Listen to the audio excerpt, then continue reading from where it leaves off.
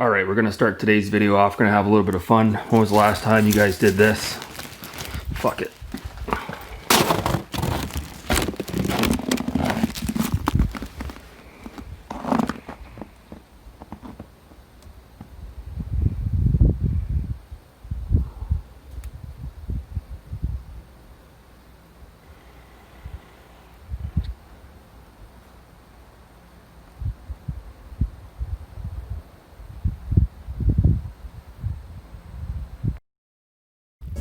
Alright, so I'm on my daily walk here, and I just wanted to share a funny story with you.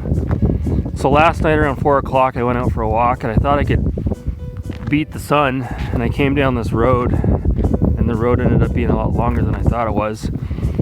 The entire walk was 10 kilometers in total. I don't know if I've ever walked that far in my life. If I did, I wouldn't know, because back in the day we didn't have tools and devices that would record how far you were walking. So I got pretty far down this road and the sun was really going down, so I started to run. And before you knew it, it was pitch dark.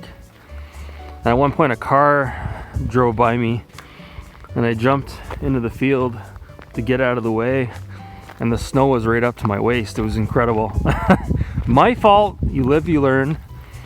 I didn't have any 3M reflective gear on me, so it's not a smart move to be walking down a side road in pitch dark. It's very dangerous, actually. So lesson learned: if you're gonna go for a walk and you don't know when you're coming back, bring some reflective wear with you so that you don't get hit by a car. Now the next thing I want to talk about is the importance of getting your daily exercise. Now I'll be honest with you, I'm not a huge gym rat. I don't like going to the gym. I don't like sharing equipment with other people. I don't like working out while other people are staring at me. I can't stand it.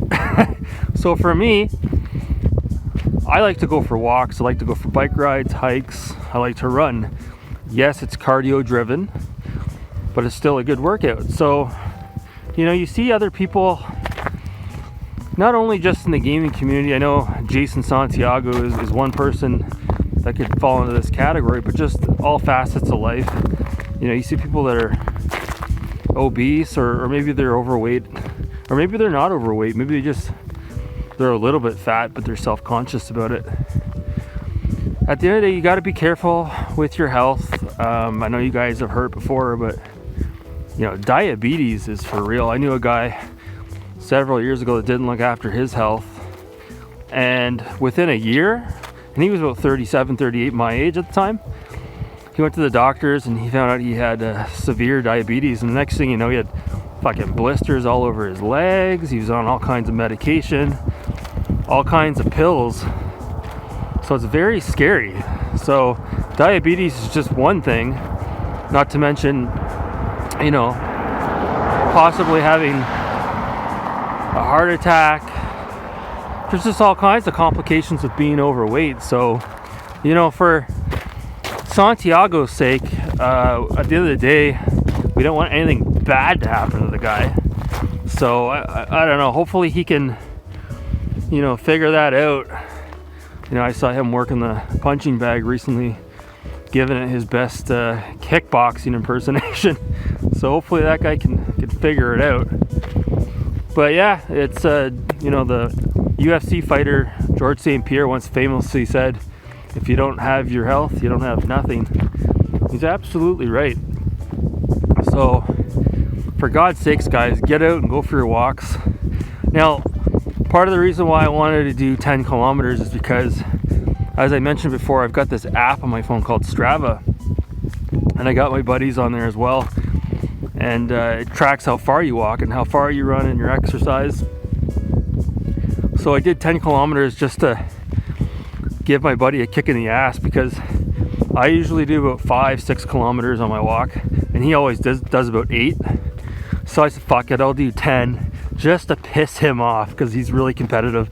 So today I'm going to try to do 11. So that's it. I'm going to continue on my walk here, because filming this is just sort of slowing me down, and my hands are starting to get cold holding this camera. So anyways, guys, when I come back, we'll finish this video off. I got one more thing to talk about. Stay tuned. All right, I'm back from my walk. I ended up walking 11 kilometers right on the button. I'm not gonna lie, I don't know if I've ever walked that far before in my life. Interesting enough, my legs don't actually hurt. It's more my shoulder and the top of my back that aches a bit. So yeah, needless to say, I won't be going anywhere tonight. The funny thing is, when I got home, I ended up walking past my house and I walked up to the post office because I was waiting on a package. I got to the post office, package hadn't arrived. So I came home, looked up the tracking number, and it said that the package had arrived. So I think I opened up the mailbox, and the card that tells you that your package has been delivered, it must have been in there, and I just, in a complete daze, didn't really see the small card at the back of the box. So fuck, I ran back downstairs, jumped in the car, and drove up to the post office, and so here it is. Package has arrived. Let's go ahead and open it up, shall we? So this is a holy grail item for the original Xbox. This game is extremely hard to find, and I got myself a copy of it. Oh, nice packaging too. Came from Edmonton, Alberta, Canada. All right, so here it is. Outrun 2 for the original Xbox. Very bittersweet. Now the thing is, I'm gonna be honest with you, this is a good copy and it's a bad copy at the same time. It's a Blockbuster copy. It's got the Blockbuster seal of approval on the back. And it's got sun fade, typical of a Blockbuster case. So it would have been sitting on the shelf back in the day. Typical of a Blockbuster game that would have been sitting on the shelf back in the day. So, there's some things that are good about that. When you get a Blockbuster game, at least from Canada, it's notorious for having the black case. So you can see it's got the black case. So yeah, historically speaking, it's kind of cool. If you're a collector that likes to have your games absolutely dead mint, not so cool. Even the actual the sleeve is different on this Blockbuster release. It's very different. It looks like it was cut out differently. It's very odd looking. So it's a true Blockbuster game. Yeah, it's got the Blockbuster, pretty much everything on it. It's got the barcode. There's a little bit of marker on the disc. Yeah, I don't know if the disc is scratched or not. Let's take a look. Barely. There's a few marks on it, which is expected of a game that's this old, excuse me. So the reason why I bought this, a few reasons. Wow, the case is really stiff too, like a Blockbuster case.